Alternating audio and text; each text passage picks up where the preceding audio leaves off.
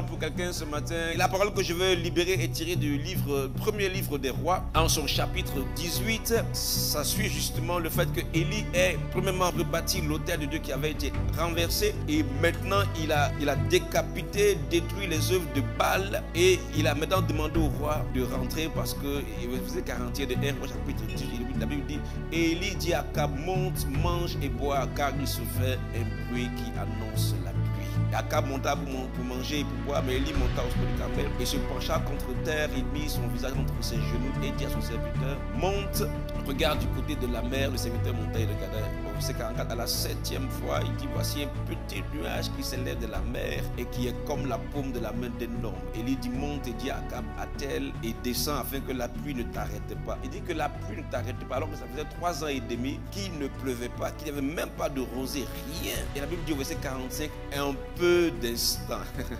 le ciel s'obscurcit par les nuages, le vent s'établit et il y eut une forte pluie. Alléluia. Et j'entends, je veux donc déclarer sur la base de cette parole-là, j'entends ce bruit qui annonce la pluie. Je vais annoncer sur ta vie la semaine du bruit qui annonce la faveur, la semaine du bruit qui annonce un changement de situation. Ça faisait 3 ans et demi qu'il n'y avait même pas de pluie, il n'y avait pas de rosée. Mais après avoir renversé l'autel de Baal, tout comme tu es en train de renverser l'autel d'appauvrissement dans ta vie, il se fait un bruit. Le bruit annonce un changement de situation. Le bruit annonce un changement de circonstance. Je veux dire sur ta vie, j'annonce la semaine du changement de situation. Qu'il y ait un bruit qui annonce un changement de circonstance, qui fait que les choses qui ne donnaient pas leur fruit donnent leur fruit, qui met un terme, une fin définitive à la sécheresse. Tu sais, il y a des combats que tu mènes et que tu remènes encore. Mais la mer rouge là, on ne la traverse pas 2 fois. Frère, que cette semaine, ce bruit qui annonce une victoire éclatante, une victoire d'un combat qui ne va plus jamais se relever, qui va annoncer la défaite de l'adversité, de l'adversaire. Je ne sais pas ce que tu as connu depuis pendant ces 3 dernières années, pendant ces 7 ou bien 10 dernières années. Je suis venu t'annoncer qu'il se fait un frère, ce temps que je suis en train d'avoir avec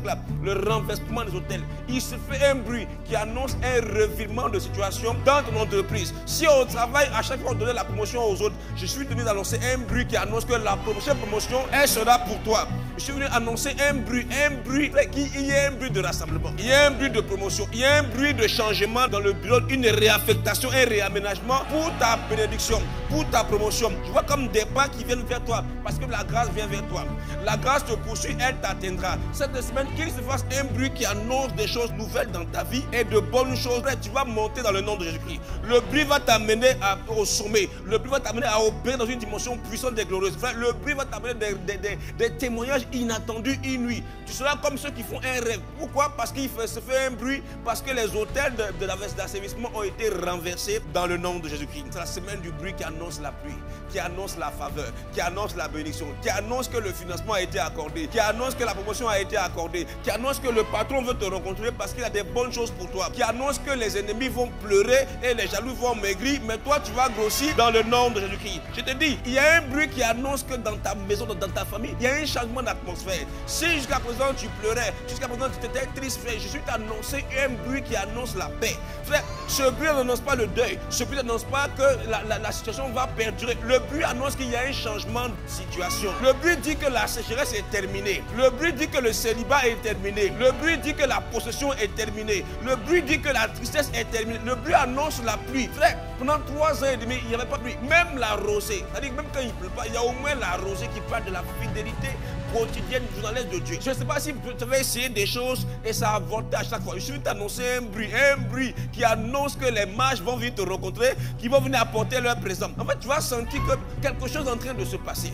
Peut-être que tu ne vas pas entendre. Akab n'a pas entendu. C'est Élie qui a entendu sur le plan spirituel. Élie lui a dit, il se fait un bruit. C'était dans le spirituel que Élie avait entendu. Je suis venu te dire, il y a un bruit qui annonce la grâce. Il y a un bruit qui annonce ta faveur. Il y a un bruit qui annonce que les gens vont venir te demander pardon. Il y avait des choses que tu sentais dans l'esprit depuis longtemps. Il se fait un bruit qui annonce que ces choses-là arrivent. En fait, c'est comme une détonation sur le plan spirituel. Et puis tu vas sentir là les déflagrations. C'est-à-dire que tu vas sentir le mouvement. Oh, quelque chose est en train de se passer. Pourquoi on travaille? Pourquoi tu changes de statut de locataire à propriétaire? Il se fait un bruit d'affectation. Il se fait un bruit de transformation. Il se fait un bruit de bénédiction. Qu'il en soit ainsi. Ils vont te demander, mais comment tu as fait? Et tu leur diras que c'est Jésus-Christ de Nazareth. Excellente semaine de bruit qui annonce la pluie.